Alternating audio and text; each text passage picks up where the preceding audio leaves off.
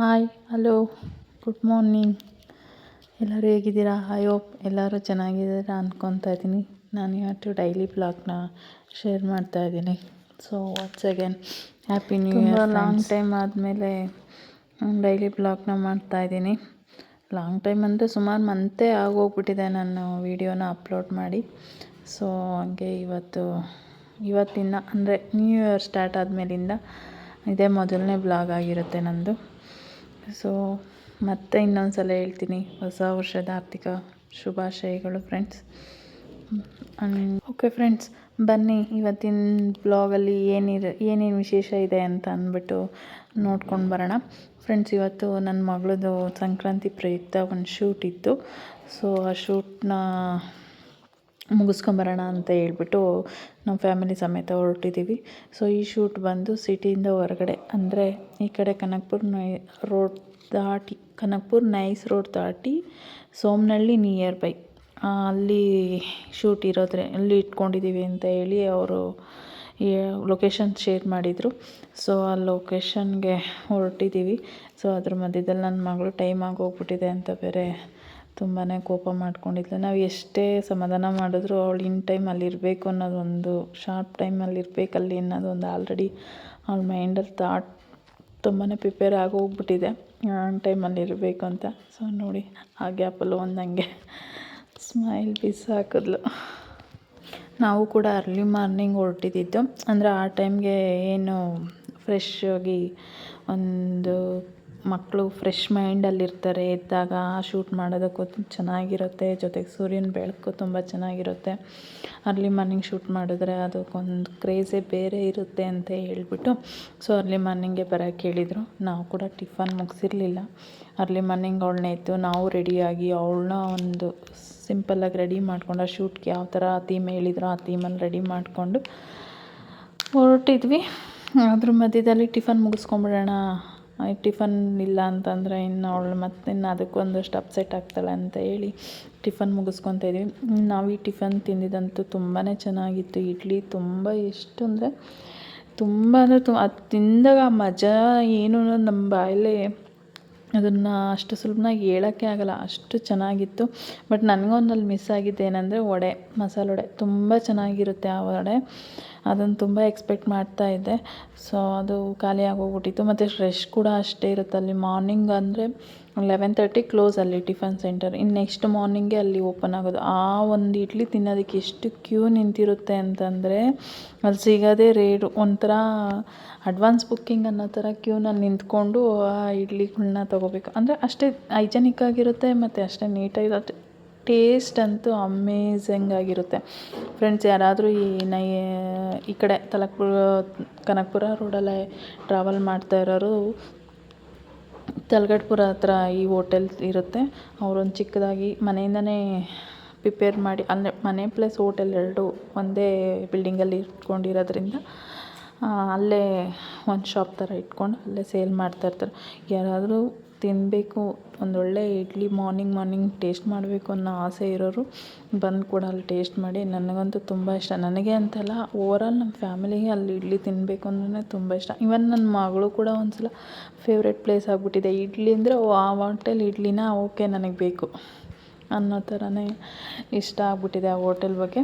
ತುಂಬ ಚೆನ್ನಾಗಿ, ನಾನು ತಿಂಡಿ ಬಗ್ಗೆನೇ ತುಂಬ ಹೇಳ್ತಾಯಿದ್ದೀನಿ ಅಂತ ಅನಿಸುತ್ತೆ. ಬಟ್ ನಮ್ಮ ಬೆಳಗ್ಗೆ ಆ ಟೇಸ್ಟ್ ಮಾಡಿದಾಗ ಆ ಚಳಿಗೆ ಆ ಬಿಸಿ ಇಡ್ಲಿಗೆ ಆ ಖುಷಿನೇ ಬೇರೆ ಅನ್ನಿಸ್ತು. ಸೊ ಹಂಗೆ ನೋಡಿ, ನಮ್ಮ ಬೆಂಗಳೂರು ಎಷ್ಟು ಬೆಳೆದೋಗ್ಬಿಟ್ಟಿದೆ ಅಂದರೆ, ಬೆಂಗಳೂರು ಸಿಟಿಯಿಂದ ಔಟ್ ಅಂತ ಅಂದರೂ ಕೂಡ ಅದು ಆ ಬಿಲ್ಡಿಂಗ್ಸು, ಆ ರೋಡು ಎಲ್ಲ ನೋಡ್ತಾಯಿದ್ರೆ ಸಿಟಿ ಎಲ್ಲಿಗೆ ಎಂಡಾಗ್ತಿದೆ ಬೆಂಗಳೂರು ಎಲ್ಲಿಗೆ ಎಂಡಾಗ್ತಿದೆ ಅನ್ನೋ ಒಂದು ಕ್ಲಾರಿಟಿ ಕೂಡ ಇಲ್ಲ, ಅಷ್ಟು ಬೆಳೆದೋಗ್ಬಿಟ್ಟಿದೆ. ಇನ್ನು ನಾವಿವಾಗ ಟ್ರಾವೆಲ್ ಮಾಡ್ತಾ ಇರೋದು ಬಂದು ಸ್ವಾಮೀಜಿ ಗುರೂಜಿ ಅವರ ಆಶ್ರಮ ರೋಡ್ ಅಂತಾರಲ್ಲ, ಆ ರೋಡಲ್ಲಿ ಟ್ರಾವೆಲ್ ಮಾಡ್ತಾಯಿದ್ದೀವಿ. ತುಂಬ ಚೆನ್ನಾಗಿತ್ತು. ಮೊನ್ನೆಯಿಂದ ತುಂಬ ಚಳಿ ಇತ್ತು. ತುಂಬ ಇಷ್ಟು ಬಿಸಿಲು ಅನ್ನೋದನ್ನೇ ನಾವು ನೋಡಿರಲಿಲ್ಲ. ಬಟ್ ಇವತ್ತು ಅವರು ಏನೋ ಗೊತ್ತಿಲ್ಲ, ಅನ್ಎಕ್ಸ್ಪೆಕ್ಟೆಡಾಗಿ ಶೂಟ್ ಮಾಡಿಬಿಡೋಣ, ಎಷ್ಟು ಸಿಗುತ್ತೋ ಕ್ಲಾರಿಟಿ ಅಷ್ಟರಲ್ಲೇ ಒಂದು ಶೂಟ್ ಮಾಡೋಣ ಅಂತ ಹೇಳಿ ಇಟ್ಕೊಂಡಿದ್ದಕ್ಕೋ ಇಲ್ಲ ಒಂದೊಳ್ಳೆ ಪಾಸಿಟಿವ್ ವೈಬಲ್ಲಿ ನಾವು ಇವತ್ತೇ ಮಾಡೋಣ ಅನ್ನೋ ಒಂದು ಡಿಸೈಡ್ ಮಾಡಿದ್ದಕ್ಕೋ ಏನೋ ಗೊತ್ತಿಲ್ಲ, ಸೂರ್ಯ ತುಂಬ ಚೆನ್ನಾಗಿ ಬಿಸಿಲು ಕೊಡ್ತಾಯಿದ್ದೆ. ನನ್ನ ಮಗಳಂತೂ ತುಂಬ ಖುಷಿ ಪಡ್ತಾಯಿದ್ಲು. 3-4 ದಿನದಿಂದ ಬಿಸಿಲೇ ಇರಲಿಲ್ಲ ಅಮ್ಮ, ಇವತ್ತು ಚೆನ್ನಾಗಿ ಬಂದಿದೆ ಅಂತ ಹೇಳಿದ್ಲು. ಮತ್ತು ಲೊಕೇಶನ್ ಮಾತ್ರ ಸ್ವಲ್ಪ ನಮಗೆ ಕನ್ಫ್ಯೂಸ್ ಆಯಿತು. ಆಮೇಲೆ ಸರಿ ಇದು ಸಿಟಿಯಿಂದ ಮತ್ತೆ ಲೆಫ್ಟ್ ತೊಗೊಂಡು ಮತ್ತೆ ಒಂದು ಹಳ್ಳಿ ಬರುತ್ತೆ, ಹಳ್ಳಿ ನಿಯರ್ ಬೈ ಬರುತ್ತೆ ಈ ಲೊಕೇಶನ್ ಅಂತ ಹೇಳಿದರು.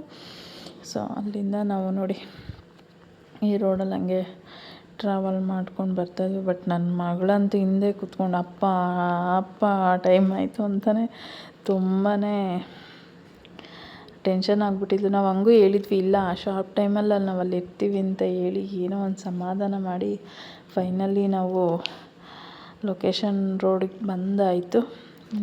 ತುಂಬ ನಾವು ಕೂಡ ಸಿಟೀಲಿ ಇದ್ದು ಊರಿಗೆ ಹೋದ್ರೇ ಈ ವೈಬ್ಸ್ ಎಲ್ಲ ನೋಡೋಕ್ಕೆ ಸಿಗೋದು ಅಂತ ಮಾತಾಡ್ಕೊಂಡು ತುಂಬ ಈ ಲೊಕೇಶನ್ ಎಲ್ಲ ನೋಡ್ತಾ ಇದ್ದಾಗ ನಮ್ಮ ಚೈಲ್ಡ್ಹುಡ್ ಲೊಕೇಶನ್. ನಾವು ಬೆಳಗ್ಗೆ ಎದ್ದೇಳ್ತಿದ್ದಿದ್ದು, ಹೊಲ್ದ ಹತ್ರ ತಾರಾಡ್ತಾ ಇದ್ದಿದ್ದು, ಮನೆ ಹತ್ರ ತಾರಾಡ್ತಾ ಇದ್ದಿದ್ದು, ಚೈಲ್ಡ್ಹುಡ್ ಲೈಫ್ನ ಎಂಜಾಯ್ ಮಾಡ್ತಾಯಿದ್ದು. ಇದ್ರ ಬಗ್ಗೆ ಎಲ್ಲ ನನ್ನ ಮಗಳಿಗೆ ಹಂಗೆ ಎಕ್ಸ್ಪ್ಲೈನ್ ಮಾಡ್ಕೊತಾ ಅವಳು ಹೇಳೋದು ಒಂದೇ ಮಾತು, ನಮ್ಮದೆಲ್ಲ ಬರೀ ಸ್ಕೂಲ್ ಆಯಿತು ಮನೆ ಆಯಿತು ಅಂತ ಹೇಳ್ತಿದ್ಲು.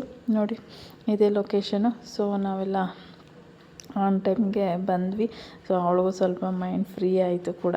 ಲೊಕೇಶನ್ ಮಾತ್ರ ತುಂಬ ಚೆನ್ನಾಗಿದೆ. ನನಗಿದನ್ನೆಲ್ಲ ನೋಡಿದಾಗ ನಾವು ರೈತರ ಮಗಳಾಗಿದ್ದಾಗ ಏನೆಲ್ಲ ಕೆಲಸಗಳು ಮಾಡ್ತಿದ್ವಿ, ಯಾವ್ಯಾವ್ದನ್ನ ಹೆಂಗೆ ಯೂಸ್ ಮಾಡ್ತಿದ್ವಿ, ಯಾವ ಟೈಮ್ಗೆ ಯಾವ ಕೆಲಸ ಮಾಡ್ತಿದ್ವಿ, ಎಷ್ಟು ಬೈಸ್ಕೊತಿದ್ವಿ, ಎಷ್ಟು ಹೊಡೆಸ್ಕೊತಾ ಇದ್ವಿ. ಈ ಥರ ಕಣ ಅಂತಂದ್ರೇ ಒಂದು ಖುಷಿ ಅಲ್ಲ. ಆ ಖುಷಿ ನೋಡಿದ್ರೆ ತುಂಬಾ ಖುಷಿ ಆಗ್ತಿತ್ತು. ಸೊ ಅದರಲ್ಲಿ ಸರ್ ಕೂಡ ರೆಡಿಯಾಗಿದ್ದರು, ಮಕ್ಕಳುಗಳೆಲ್ಲ ತುಂಬಾ ಚೆನ್ನಾಗಿ ರೆಡಿಯಾಗಿದ್ದರು. ಶೂಟ್ ಮುಗಿಸ್ಕೊಂಬಿಡೋಣ ಅಂತ ಹೇಳಿ ಪೇರೆಂಟ್ಸ್ನೆಲ್ಲ ಕಳಿಸ್ತಾಯಿದ್ರು ಒಳಗಡೆ. ನನ್ನ ಮಗಳು ಅಷ್ಟೇ, ಅಮ್ಮ ನೀವೆಲ್ಲ ತುಂಬ ಲಕ್ಕಿ, ಲೈಫ್ನೆಲ್ಲ ಎಂಜಾಯ್ ಮಾಡಿದ್ದೀರಾ, ನಮಗೆಲ್ಲ ನೋಡಿ ಶೂಟ್ಗೆ ಅಂತ ಬಂದು ಲೊಕೇಶನ್ ಹುಡುಕಬೇಕು ಅಂತ ಹೇಳ್ತಾಯಿದ್ಲು. ಮತ್ತು ಇದು ಮಜಾ ಅಂತಂದರೆ ಎತ್ತಿನ ಗಾಡೀಲಿ ಹೋಗೋ ಮಜಾನೇ ಬೇರೆ ಅಲ್ಲ.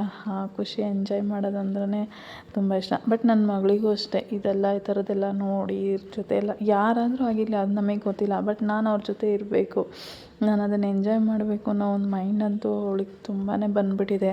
ಯಾವುದೋ ಅದು ನಮ್ಮದಲ್ಲ, ಹಾಗೆ ಹೀಗೆ ನಾವು ಯಾಕೆ ಅವ್ರ ಜೊತೆ ಸೇರಬೇಕು ಅನ್ನೋ ಥಿಂಕಿಂಗ್ ಅಂತೂ ಇಲ್ಲ. ಯಾರಾದರೂ ಆಗಿರಲಿ ನಾನು ಎಂಜಾಯ್ ಮಾಡಬೇಕಷ್ಟೆ. ನೋಡಿ ಶೂಟ್ ಮಾತ್ರ ಮಕ್ಕಳಂತೂ ತುಂಬ ಚೆನ್ನಾಗಿ ರೆಡಿಯಾಗಿದ್ವು. ಆ ಚಳಿನಲ್ಲೂ ಕೂಡ ಅದೊಂದು ಖುಷಿ ಆಗ್ತಿತ್ತು. ಬಟ್ ಅಷ್ಟೇ ಎಂಜಾಯ್ ಮಾಡ್ತಾಯಿದ್ರು ಡ್ಯಾನ್ಸ್ ಕೂಡ. ಒಂದೊಳ್ಳೆ ಶೂಟ್ನ ಕೂಡ ನೋಡಿದ್ವಿ ಅಂದಂಗೆ ಆಯಿತು. ಮಕ್ಕಳಂತೂ ತುಂಬ ಖುಷಿಪಟ್ವಿ, ನಮಗೋಸ್ಕರ ಸೂರ್ಯ ಬಿಸಿಲು ಕೊಟ್ಬಿಟ್ಟಿದ್ದಾನೆ ಅಂತ ಎಲ್ಲರ ಬಾಯಲ್ಲೂ, ಮಕ್ಕಳು ಬಾಯಲ್ಲಿ ಅದೇ ಇತ್ತು, ಚಳಿ ಇದೆ ಅಂತ ಹೇಳ್ತಾಯಿದ್ರು. ಬಟ್ ಅವತ್ತಿನ ಬಿಸಿಲಿಗೆ ಮಕ್ಕಳು ಒಂದು ವೈಬ್ಗೆ ನೋಡೋಕ್ಕೆ ಒಂಥರ ಖುಷಿ. ಒಬ್ರಿಗಿನ್ನ ಒಬ್ಬರು ಚೆನ್ನಾಗಿ ಕಾಣ್ತಾಯಿದ್ರು, ಒಬ್ರಿಗಿನ್ನ ಒಬ್ಬರು ಕಲರ್ಫುಲ್ಲಾಗಿದ್ದರು. ಬಟ್ ಲೊಕೇಶನ್ ಮಾತ್ರ ತುಂಬಾ ಚೆನ್ನಾಗಿತ್ತು. ಮತ್ತು ಒಂದಷ್ಟು ದಿನ ಹಳೇ ದಿನಗಳ್ನ ಮೆಲ್ಕು ಹಾಕೋ ಥರ ವಾಪಸ್ ಹೋಗಿ ಬಂದಂಗಾಯಿತು ಆ ಲೊಕೇಶನ್ ನೋಡಿ. ನಮ್ಮ ಮನೆಯವರು ಅಷ್ಟೇ, ನಾವು ಹಿಂಗೆ ಎಂಜಾಯ್ ಮಾಡ್ತಾಯಿದ್ವಿ ಚೈಲ್ಡ್ಹುಡ್ಡಲ್ಲಿ. ಈ ಥರ ಅಜ್ಜಿ ತಾತರ ಹತ್ರ ಎಲ್ಲ ಕಣ ಅಂತಂದರೆ ಇಷ್ಟು ಕೇರ್ಫುಲ್ಲಾಗಿ ಇರಬೇಕಿತ್ತು, ಅದಕ್ಕೆ ಅದೊಂದು ಸಂಪ್ರದಾಯ ಇತ್ತು, ಅದೆಲ್ಲ ಮುಗಿತಾಯಿತ್ತು. ಬಟ್ ಇವಾಗಿನ ನೋಡಿದ್ರೆ ಸಂಕ್ರಾಂತಿಗೆ ಮುಂಚೆನೇ ಎಲ್ಲ ಮುಗಿತಾ ಇದೆ ಅಂತ ಹೇಳಿ ನಮ್ಮ ಮನೆಯವರು ಕೂಡ ಅದನ್ನೇ ಹೇಳ್ತಾಯಿದ್ರು. ನೋಡಿ ಇದನ್ನು ಹುಡ್ಕೋದಕ್ಕೆ ನಾವು ಸಿಟಿಯಿಂದ ಇಷ್ಟು ದೂರ ಬರಬೇಕಾಗಿತ್ತು, ಈ ಒಂದು ಲೊಕೇಶನ್ ನೋಡಿ. ಇನ್ನು ಇಷ್ಟು ದೂರ ಆದಮೇಲೆ ಇನ್ನು ನೆಕ್ಸ್ಟ್ ಜನ್ರೇಷನ್ಗೆ ಇದು ಇರುತ್ತಾ ಇರಲ್ವಾ ಅನ್ನೋದನ್ನ ನಾವೇ ಕುಂತ್ಕೊಂಡು ಯೋಚನೆ ಮಾಡಬೇಕು. ಅಷ್ಟು ಎಲ್ಲ ಮರೆಯಾಗ್ತಾ ಇದ್ದಾವೆ.